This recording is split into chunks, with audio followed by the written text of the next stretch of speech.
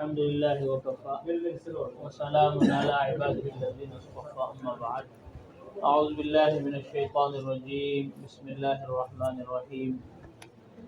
اقرأ باسم ربك الذي خلق خلق الإنسان من علق اقرأ وربك الأكرم الذي علم بالقلم علم الإنسان ما لم يعلم.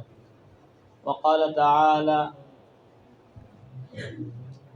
قل هذه سبيلي أدعو إلى الله على بصيرة أنا ومن اتبعني وسبحان الله وما أنا من المشركين.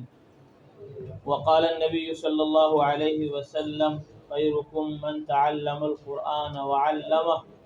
وقال النبي صلى الله عليه وسلم إنما أنا مبلغ والله يهدي وإنما أنا قاسم والله يعطي.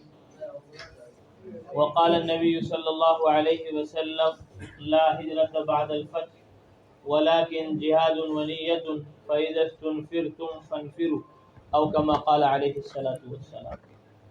میرے بھائیو، دوستو، بزرگو، اللہ جل جلالہ عم نوالہ کا فضل و کرم ہے، اس کا عظیم احسان ہے کہ اس نے ہم سب کو اسلام کی عظیم دولت عطا فرمائی. اسلام یہ ہمارا دین ہے، ہمارا مذہب ہے. اسلام میں ہماری دنیا اور آخرت دونوں جہاں کی کامیابی ہے. قرآن مقدس میں اللہ تعالیٰ نے ارشاد فرمایا الیوم اکملت لکم دینکم واتممت علیکم نعمتی ورضیت لکم الاسلام دینا، کہ آج میں نے تمہارے لیے تمہارا دین مکمل کر دیا. واتممت علیکم نعمتی، اور اپنی نعمتیں میں نے تمہارے اوپر پوری کر دی. ورضیت لکم الاسلام دینا، اور میں نے تمہارے لیے دین اسلام کو پسند کر لیا. دین اسلام کیا ہے؟ دین اسلام اللہ کے حکموں کا نام ہے، حضرت محمد صلی اللہ علیہ وسلم کے طریقوں، ان کی سنتوں کا نام ہے. اسلام قرآن کا نام ہے، حدیث کا نام ہے. قرآن اور حدیث یہ ہمارا اسلام ہے. قرآن میں اللہ تعالیٰ کے ارشادات، اس کے احکامات ہیں، اور حدیث میں حضرت محمد مصطفیٰ صلی اللہ علیہ وسلم کی سنت، آپ کے طریقے ہیں. یا یوں کہو، قرآن اللہ تبارک و تعالیٰ کا حکم ہے، اور سنت اور حدیث حضرت محمد صلی اللہ علیہ وسلم کی طرف سے قرآن کی تفسیر ہے. قرآن کا مطلب ہے کہ قرآن کی کس آیت میں اللہ تعالیٰ کیا چاہ رہے ہیں بندے سے، اس کی تشریح کے لیے حضرت محمد صلی اللہ علیہ وسلم کو اللہ تبارک و تعالیٰ نے مأمور کیا، مقرر کیا، معین کیا. فرمایا قرآن مقدس میں یا ایھا الرسول بلغ ما انزل الیک من ربک، اے رسول محمد صلی اللہ علیہ وسلم تبلیغ کیجئے ما انزل الیک من ربک، آپ کے رب کی طرف سے جو حکم اور جو قرآن، جو احکامات اللہ تعالیٰ کے آئے ہیں، ان کی آپ تبلیغ کیجئے.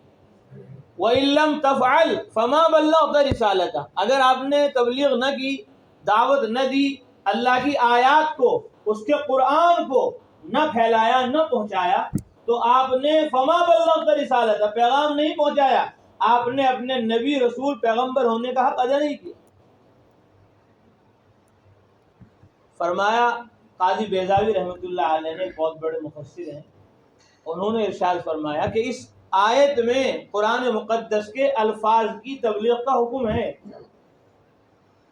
کہ قرآن مقدس کے جو الفاظ ہیں الحمدللہ رب العالمین، الف لام میم ذالک الکتاب لا ریب فیہ، قرآن مقدس کے الفاظ ہیں قل اعوذ برب الفلق قل اعوذ برب الناس. پورا قرآن، اس کے الفاظ امت تک، انسانیت تک پہنچاؤ. تو تبلیغ ایک تو الفاظ کی ہے کہ جو کچھ اللہ نے فرمایا وہی پہنچاؤ. یہ اللہ کا فضل ہے، اس کا کرم ہے. دنیا کی جو ہماری کتابیں ہیں، ان کے پڑھنے پر وہ اجر و ثواب نہیں جو اللہ کی کتاب کے پڑھنے پر اجر و ثواب ہے. حالانکہ قرآن مقدس صرف پڑھنے کے لیے نازل نہیں ہوا، قرآن مقدس اللہ کی کتاب کو عمل کے لیے نازل ہوئی. لیکن یہ اللہ کا فضل ہے، اس کا کرم ہے کہ پڑھنے پر بھی اللہ تعالیٰ کی طرف سے ثواب ملتا ہے. نماز میں پڑھو الف لام میم، 300 नेकियां मिल गई। नमाज में बैठ कर पढ़ो अलिफ लाम मीम तो 150 नेकियां मिल गई। नमाज के बाहर वुजू के साथ पढ़ो अलिफ लाम मीम तो 75 नेकियां मिल गई। बगैर वुजू के पढ़ो अलिफ लाम मीम तो 30 नेकियां मिल गई। तो कुरान मुकद्दस के पढ़ने पर भी सवाब है, समझने पर भी सवाब है, अमल करने पर भी सवाब है, और इसकी तबलीग और दावत पर भी सवाब है, यहाँ तक कि इसके देखने पर भी सवाब है। देखना भी कुरान मुकद्दस को इबादत है, देखना भी कुरान शरीफ को अजर है, सवाब है। फरमाया या अय्युहर रसूल बल्लिग, ए रसूल तबलीग करो कुरान की, इसके अल्फाज उम्मत तक, इंसानियत तक पहुंचाओ। और दूसरी जगह फरमाया व अंज़लना इलैकल ज़िक्र, हमने आपकी तरफ जिक्र नाजिल किया, कुरान नाजिल किया। क्यों नाजिल किया?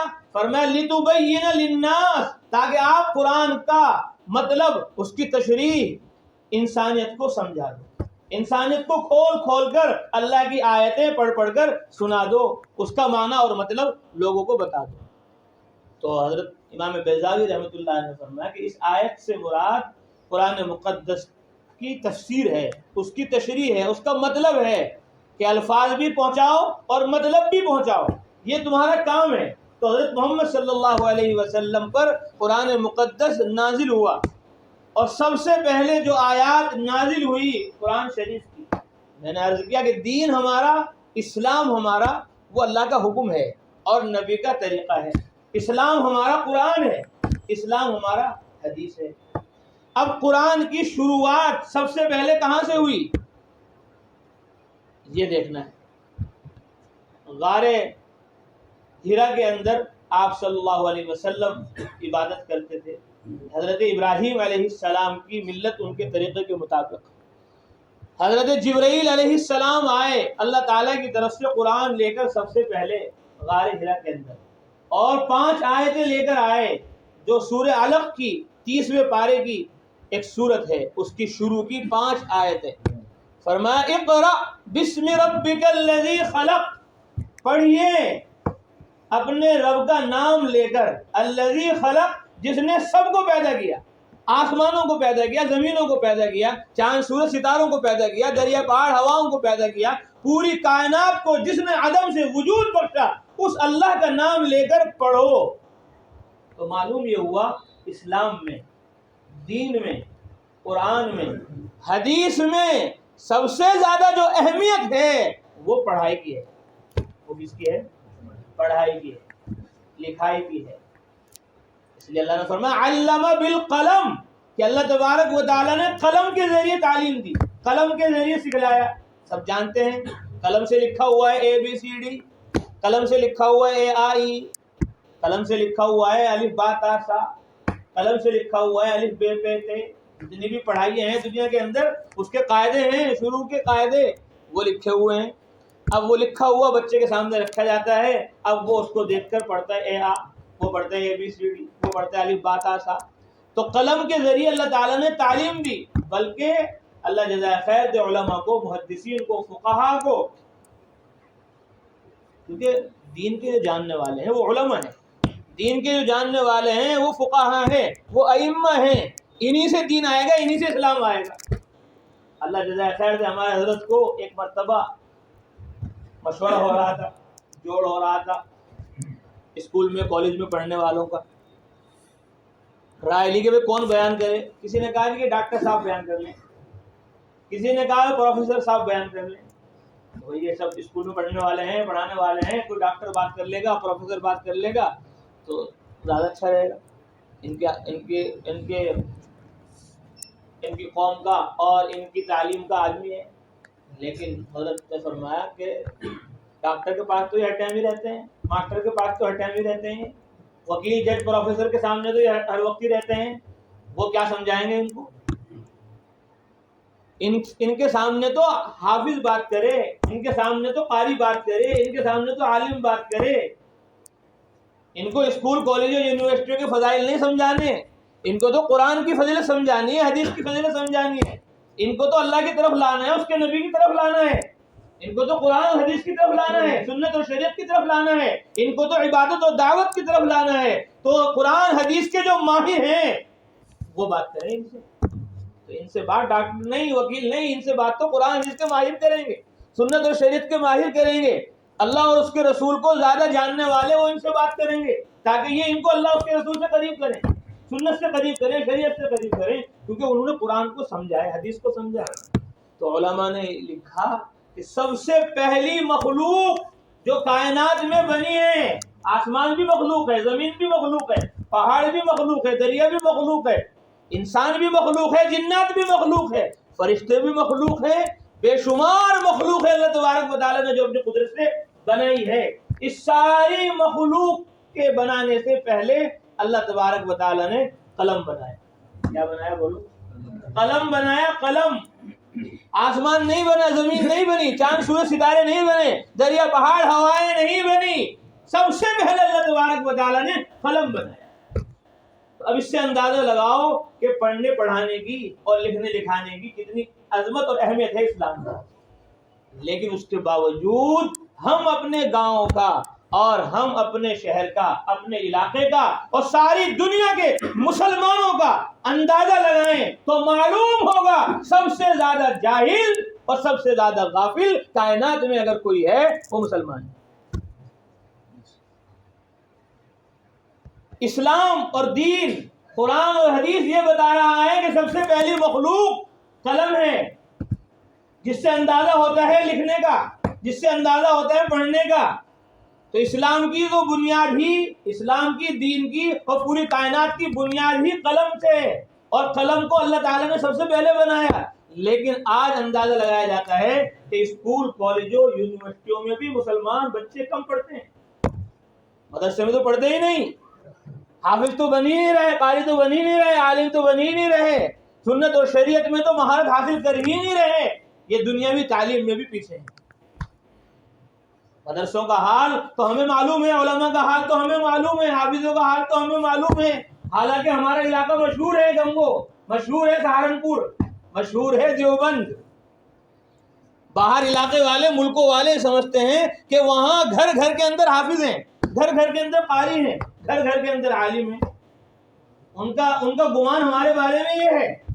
لیکن ہمارا حال یہ ہے کہ اگر گاؤں کی مسجد کا، شہر کی مسجد کا امام کہیں چلا جائے تو محلے میں کوئی نماز پڑھانے والا نہیں. کئی برسوں پہلے ہماری جماعت گئی یہی گنگو کے علاقے میں، تو وہاں ہم گئے، 3 دن کی جماعت تھی. عید کے بعد بھائی نماز جماعت کہ جی یہاں نماز جماعت کچھ نہیں ہو رہی ہے، یہاں تو لوگ آ رہے ہیں اور اپنی اپنی پڑھ کے جا رہے ہیں. بھائی ایسا کیوں؟ کہتے امام صاحب عید کی چھٹی پر گھر گئے ہوئے ہیں، اس لیے اب یہاں کوئی پڑھانے والا نہیں، بغیر جماعت کے نماز ہو رہی ہے. یہ گنگو کا حال ہے، یہ یہاں کے اطراف کا حال ہے کہ یہاں اگر امام نہ ہو مسجد میں تو کوئی مسجد میں نماز پڑھانے والا نہیں. تو دین کی تعلیم سے اتنی دوری، قرآن کی حدیث کی تعلیم سے اتنی دوری، اور اسکول کالجوں کا، یونیورسٹیوں کا حال بھی ہمارے سب کے سامنے ہے. باہر چلے جاؤ ملکوں میں، باہر چلے جاؤ صوبوں میں. ایک صوبے میں ہم گئے، وہاں کے لوگوں کہتے ہیں بھائی یہ بہت غریب لوگ ہیں، بہت فقیر لوگ ہیں. اس علاقے سے ایک دفعہ ہماری جماعت کام کر آ رہی تھی چلے کی، تو ایک پل پر کو گزرے دہلی کے، تو وہاں بہت سارا لوہا تھا، لوہے کا پل تھا.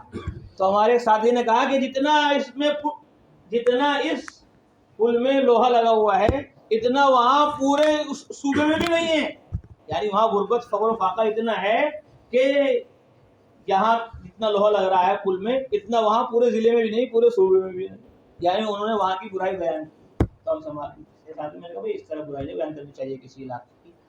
لیکن وہاں ہم لوگ گئے تو وہاں جا کر معلوم ہوا کہ یہاں سب سے زیادہ ڈاکٹر ہیں، یہاں سب سے زیادہ وکیل ہیں، یہاں سب سے زیادہ جج ہیں، یہاں سب سے زیادہ پروفیسر اور لیکچرار ہیں، مسلمان ایمان والے، کلمے والے، اور یہاں سب سے زیادہ سرکاری ملازم ہیں. تو دوسرے صوبوں کا حال یہ ہے کہ مسلمان الحمدللہ کسی نہ کسی درجے میں وہ لکھنے میں، پڑھنے میں اور سرکاری ملازمتوں میں اور اسکولوں میں، یونیورسٹیوں میں ہمارے یہاں سے زیادہ ہیں.